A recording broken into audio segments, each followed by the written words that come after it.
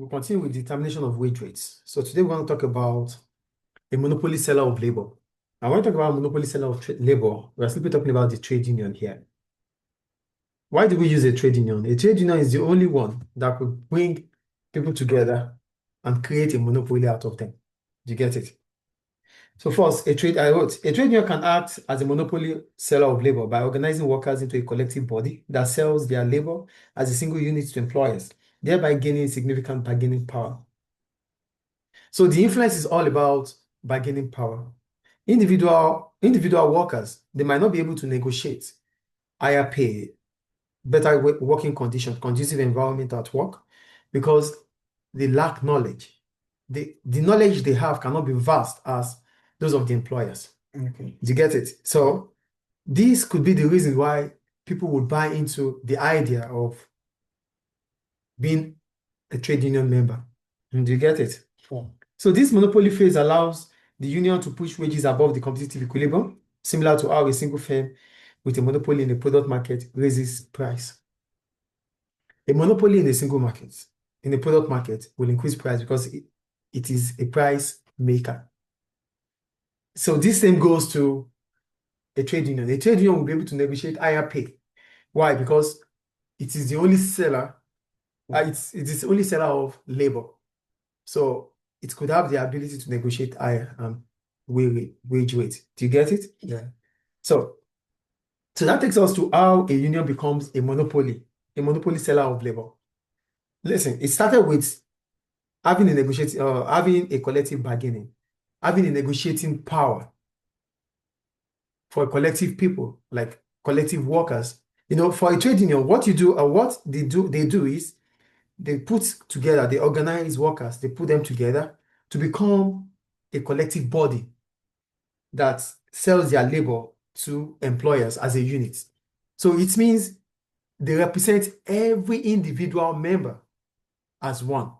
So that might be the reason why individual workers might want to be part of the trade union. So how does the trade union work? Number one, collective bargaining. Instead of individual workers negotiating with employers, a union represents all its members negotiating on their behalf for wages, benefits, and working conditions. So as a worker, you're like, I don't have the vast knowledge as my employers. They know more. They have information about the profit they make. They have information about the market than I do. They have more access to information than I do. So why can't I just go with the trade union? Because they have collective bargaining power. So that could become an incentive or motive for me to join the trade union. So collective bargaining is one of the reasons why you want to become a trade union member and why a trade union becomes a monopoly seller of labor. Do you understand collective bargaining? Yes. The second one, consolidated supply. Consolidated supply in terms of all workers come together to become a unit that sells to the supplier. So we come together now. We've come together to supply our services to employers through the trade union. So by uniting, workers present a single consolidated supply of labor to employers. This prevents individual employers from playing off one worker against another. Employers might be funny. They tell you don't even disclose your pay to your colleagues. This is playing them off. Employers are playing off employees. But with trade union, because it is a consolidated supply, it simply means you cannot negotiate directly with any of your workers, any of your employees. Everything has to go through the proxy, which is the trade union. Do you understand? Yeah. The third reason why we have a trade union as a seller of labor is that there's increased bargaining power. Bargaining power, it starts with bargaining power, but now increased bargaining power. How does it increase? It increases because trade union will negotiate above the equilibrium wage rates. So this collective power allows the union to demand higher wages and better terms than workers could achieve on their own. So as an individual, you might not be able to achieve it on your own, but with the trade union, you will achieve more. Do you understand? So this is how a union becomes a monopoly seller of labor. Any question about that? Yeah. No. Okay.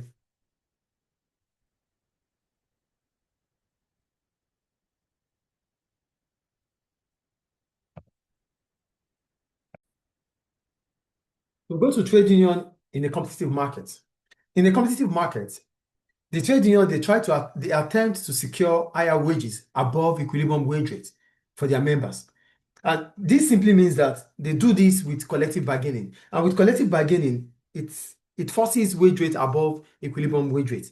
So because it forces wage rate above the equilibrium wage rate, it simply means that with the trade union members, workers might not as well get a higher pay if it was in a perfect competitive market without labor intervention, without union intervention.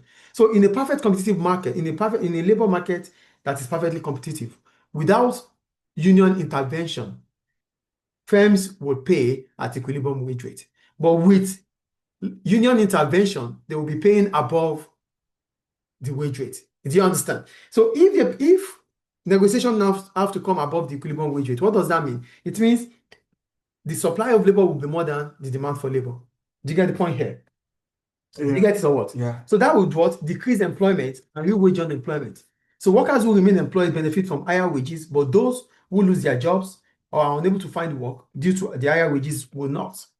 So in a perfectly competitive labor market with trade union intervention, it simply means those with employment will be able to benefit from higher pay above the equilibrium wage rate.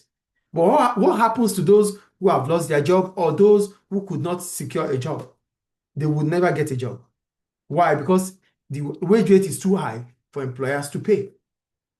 So in a perfect competition, trade union in a perfect competition will bring about what? Increase in the demand, increase in the supply of labor, and a reduction in the demand for labor, which means it increases unemployment. Do you understand? Yeah. Okay. So now we go to how a union impacts a competitive market. Are you there?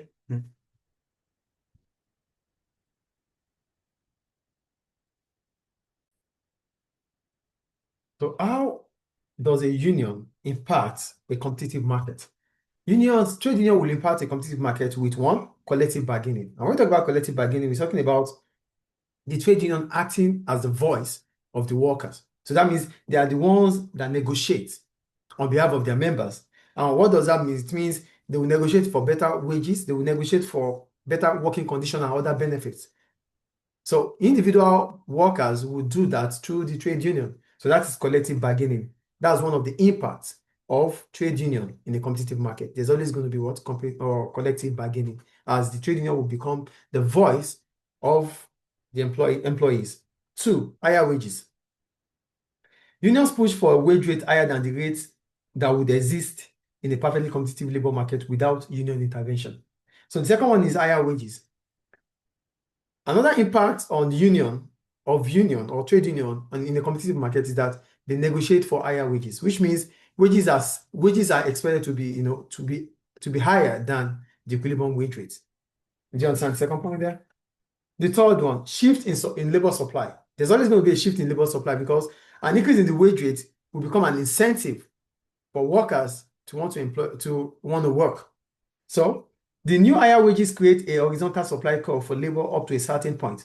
More workers are willing to offer their labor at these higher wages. So an increase in wage rate will increase the supply of labor. You understand the third impact here? Yeah. Then the fourth impact, reduced demand for labor or reduced labor demand. High wages means high cost of production for firms. So firms would not be willing to employ more workers. So at this increased wage rate, firms demand fewer workers, leading to lower employment. Do you see now? Yeah. An increase in the wage rate above the equilibrium wage rate will reduce the demand for labor, increase the supply of labor. Unemployment. The combination of higher wages and reduced labor demand creates an excess supply of labor.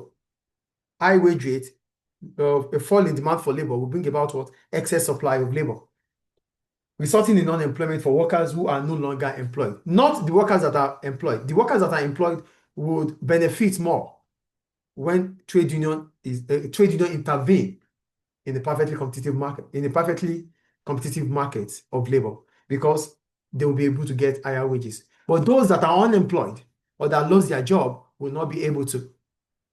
So unemployment would increase as a result of that. Do you get that? Yeah. So the graphical representation is what we're seeing on the graph here, on the screen here.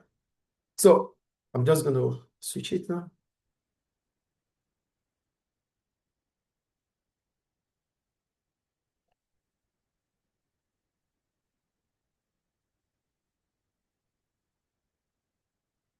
So look at the graph we have here for a trade union in a competitive market.